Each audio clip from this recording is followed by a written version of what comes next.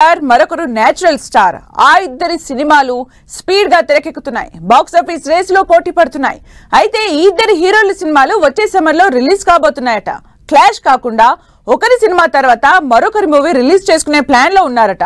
ఇంతకు ఎవరి కోసం ఏ హీరో తన సినిమాను పోస్ట్ పోన్ చేసుకోబోతున్నారు?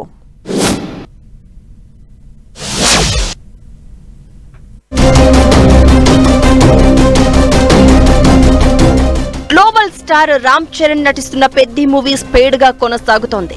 వచ్చే సమ్మర్ లో రిలీజ్ చేసేందుకు మేకర్స్ ప్లాన్ చేస్తున్నారు. అటు natural star Nani the Paradise movie కూడా సమ్మర్ రేసులో ఉంది.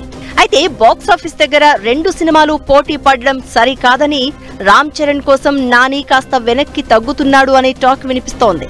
మార్చి 26న నాని ది ప్యారడైజ్ వస్తుంటే మార్చి 27న పెద్ది రిలీజ్ డేట్ ఫిక్స్ చేశారు.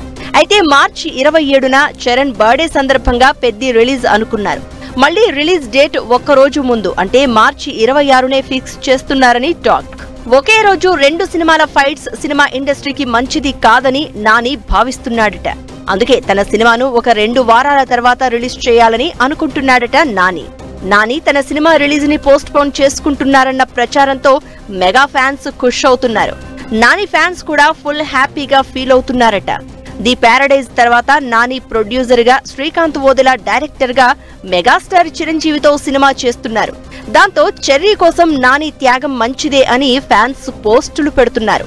మరి నిజంగానే చరణ్ కోసం నాని తన సినిమా డేట్ మార్చుకుంటున్నాడా, లేక వచ్చే మార్చి 26నే పోటీగా రిలీజ్ చేస్తున్నాడా అనేది వేచి చూడాలి.